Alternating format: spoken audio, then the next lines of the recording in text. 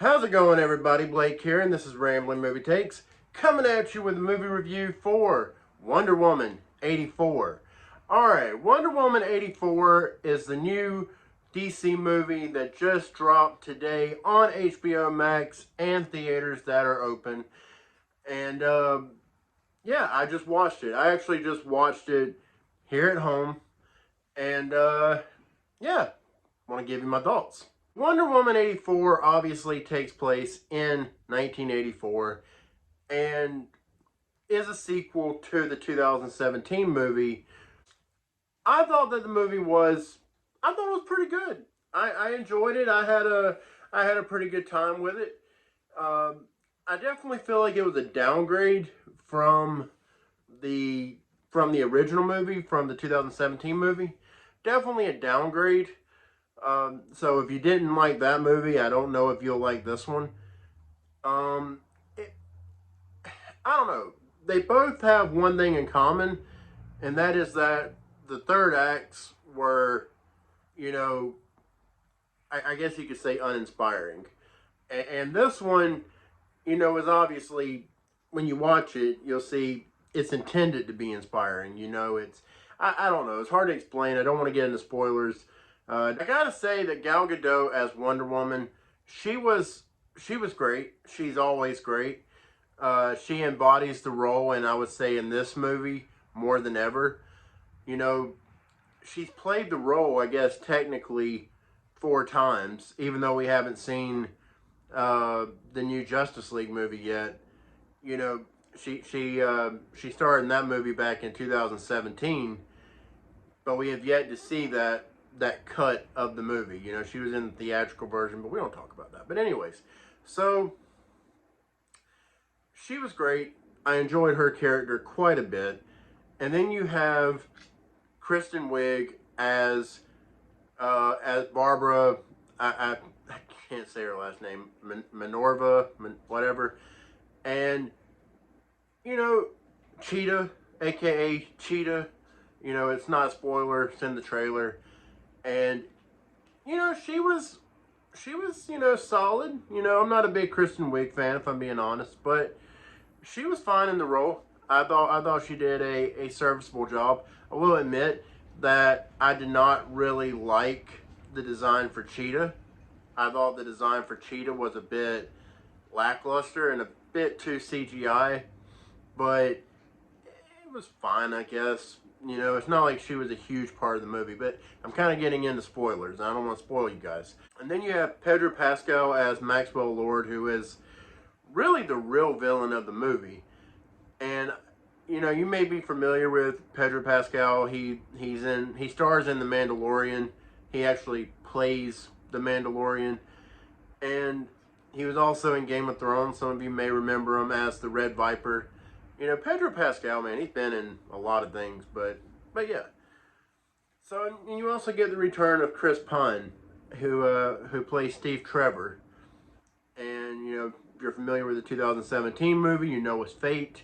I'm not going to spoil you if you know what, screw it, I'm going to spoil you, because if you haven't watched that movie yet, I don't know why you're watching this. So, you know, he dies at the end of Wonder Woman. You know, the 2017 movie. He dies at the end of it. He comes back as, you know, through, I can't tell you. You know, basically, you know what, I'm not going to spoil you. He comes back, though. It's obvious from the trailers. So, yeah, not getting into any plot details at all. Just not gonna do it. All right? If you hear that noise, that is my heater. It's cold. Okay, I'm not turning my heater off. I watched a lot of reviews before this movie came out. You know, well, not a lot. I watched about 4 reviews from a few different YouTubers, and the common theme amongst those YouTubers is that this movie is cheesy, it's a bit hokey, and it doesn't really fall in line too much with what's already been established in this DCEU. So, and all that is true. It really is. All of that is true. I mean, those are criticisms from people that like this movie Those are criticisms for people that don't like this movie. So I'm not spoiling you by saying that in any way, or I'm not saying either which way how I felt about this movie by telling you that. So I gotta say that for me personally, it was a little too cheesy, especially towards the end. Uh, there were some cheesy moments in the beginning, but the third act is just, it's a little too much. Thing I will say, you know, it's not really a spoiler, is that this is a bit of an emotional roller coaster of a movie. You know, there are parts that are very heartwarming. There are parts that are, you know, rah rah exciting, and you know, it's got some pretty cool action scenes. But where this movie really thrives is not so much in its action scenes, but in the emotional scenes, the scenes between Diana and Steve. Those are that's what this movie is. That's the foundation. That is the heart of this movie.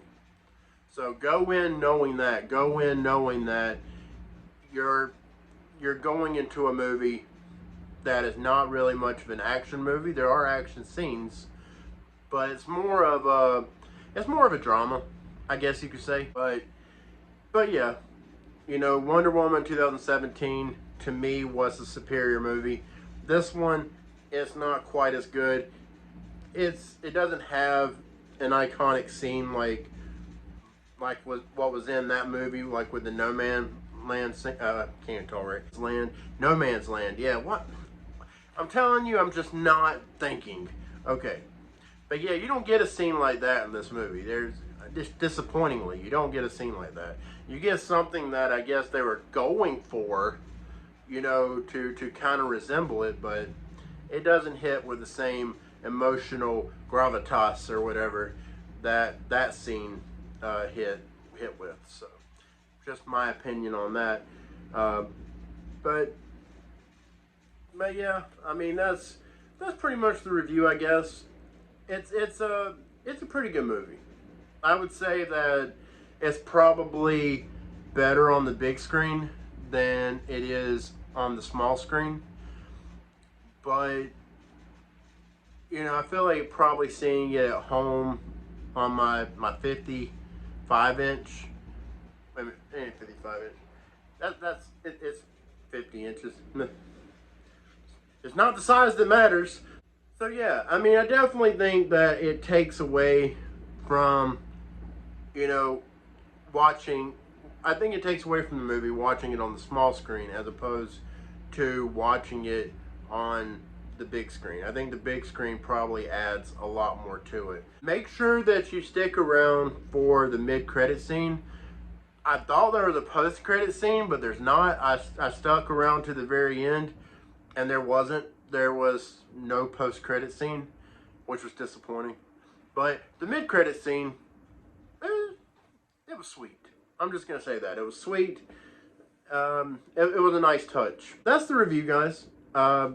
If I had to rate it, I guess I would probably give it like a 3.8 out of 5, somewhere in that range. It's a good movie. It's a good movie for sure. I enjoyed it.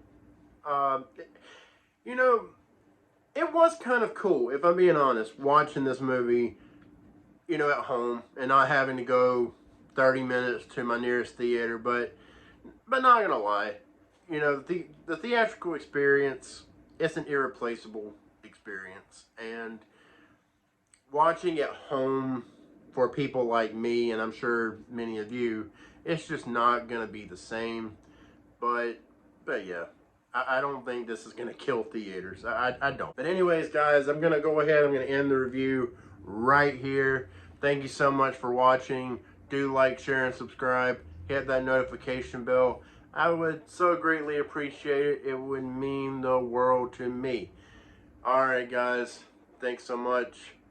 And also, before I let you go, leave your thoughts in the comment section. I want to know what you thought about this movie. Did it live up to your expectations? Was it better than the 2017 movie? Let me know. I want to know your thoughts. But keep them spoiler free. I don't want I don't want anyone to get spoiled. All right, guys. Like, share, and subscribe. I'm Blake, and this has been Rambling Movie Takes. Y'all have a good one.